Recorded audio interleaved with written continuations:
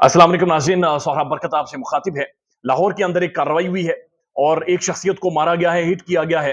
लेकिन जो खबरें रिपोर्ट हो रही हैं वो ये रिपोर्ट हो रही हैं कि शायद ये कार्रवाई भारतीय खुफिया एजेंसी रॉ ने की है, यानी इंटेलिजेंस एजेंसी जो भारत की है, उसने पाकिस्तान के अंदर पंजाब के दारुल हुकूमत लाहौर में ये इंटेलिजेंस बेस्ड कार्रवाई की है। पाकिस्तान का प्राइम टेलीविजन, अंग्रेजी अखबारात हो, ये सारे खामोश हैं, सोशल मीडिया भी खामोश है। लेकिन भारत के अंदर इंडिया टुडे हो, हिंदुस्तान टाइम्स हो, या जो भी भारत के प्राइम न्यूज चैनल्स हों या अंग्रेजी अखबारात हों, वो सारे इसके ऊपर उल्टी छलांगे लगा रहे हैं और सेलिब्रेट कर रहे हैं और कह रहे हैं कि ये बहुत बड़ा एक टारगेट है जो उन्होंने अचीव किया है। लेकिन पाकिस्तान में इसका खुलासा अभी तक सामने नहीं आ सका। डॉन न्यूज ने इस खबर को गुज़श्ता दिन रिपोर्ट किया है, लेकिन तकरीबन 2-3 पेजेस छोड़कर अंदर एक मुख्तसर सी खबर लगी थी। बुनियादी तौर पर खालिस्तान मूवमेंट जोरों शोर पर है और भारत के अंदर जाहिर है जो भी माइनॉरिटीज हैं वो तंग है इंडिया से, और खासतौर पर जो खालिस्तान है, जो सिख हैं, सरदार हैं, वो भारतीय हुकूमत के खिलाफ और भारत के अंदर जो हिंदुत्व नजरिया है उसके खिलाफ खड़े हैं। और हमने देखा कि एक रेफरेंडम भी इंटरनेशनली हुआ जहां पर खालिस्तान मूवमेंट को जायज करार दे दिया गया और खालिस्तान मूवमेंट के हक में वोट पड़े हैं। लिहाजा खालिस्तान मूवमेंट भारत के गले में एक हड्डी बनी हुई है और ऐसा महसूस हो रहा है जो भी खालिस्तान मूवमेंट के हवाले से बातचीत करते हैं उन लोगों को टारगेट किया जाता है। लेकिन लाहौर में ये एक परमजीत सिंह है, ये सरदार हैं और इन्हें सरदार कहकर पुकारा जाता है और बड़ी इंपॉर्टेंट शख्सियत है। ये हफ्ते के दिन सुबह 6 बजे अपने लाहौर के अंदर वॉक कर रहे थे।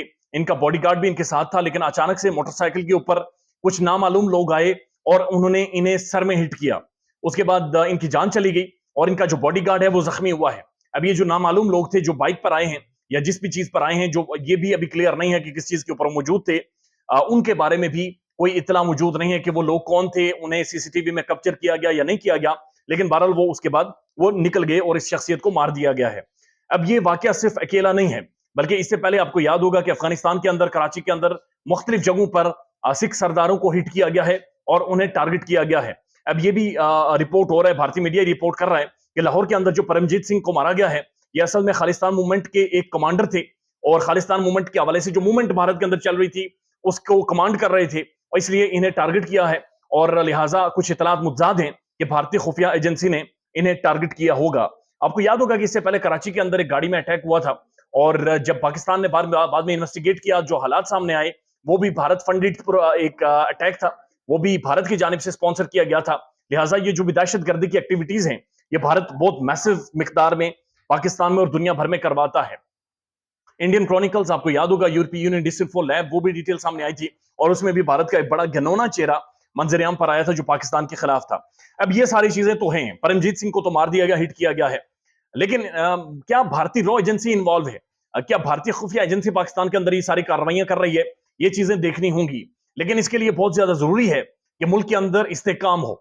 जब इतना बड़ा पॉलिटिकल केओस आप क्रिएट कर देंगे, जब एक पॉलिटिकल टर्मोइल क्रिएट हो जाएगा, जब पाकिस्तान की इदारों के हवाले से बातचीत सरेआम होना शुरू हो जाएगी, तो फिर इस तरह की कार्रवाइयां रोकना बहुत ज्यादा मुश्किल हो जाएगा। हमने देखा है कि पाकिस्तान के जो रियासती इदारे हैं, पाकिस्तान की इंटेलिजेंस एजेंसीज हो या पाकिस्तान की फौज हो, ये बड़ी तगड़ी फौज है, ये बड़ी तगड़ी इंटेलिजेंस एजेंसीज हैं। यानी हमारे पड़ोस में अफगानिस्तान में 2 सुपर पावर्स निस्बो नाबूद हो गई और उनके पड़कचे उड़ गए, लेकिन हम लोग पाकिस्तान में महफूज रहे और हमें हिफाजत प्रोवाइड की जाती रही। लेकिन अब चूंकि एक रिजीम चेंज हुई है पाकिस्तान में, अब पाकिस्तान के हालात पॉलिटिकली बड़े अनस्टेबल हैं, डिस्टेबल हैं। लिहाजा इन सारे हालात में बहुत आसान हो जाता है कि जो आपका कमजोर और कमजोर दुश्मन हो वो इस तरह के अटैक करे, इस तरह की कार्रवाइयां करे। So it's a right time to think कि हमने अपना हाउस इन ऑर्डर किस तरह से करना है, ताकि अगर कोई इस तरह की कार्रवाई बिनौने मुल्क या पड़ोसी मुल्क से हो रही है तो उसे काउंटर किया जा सके। लेकिन बहरहाल इसके हवाले से कोई भी खबरें अब रिपोर्ट नहीं हुई। ख्याल रखिएगा अपना। अल्लाह हाफिज।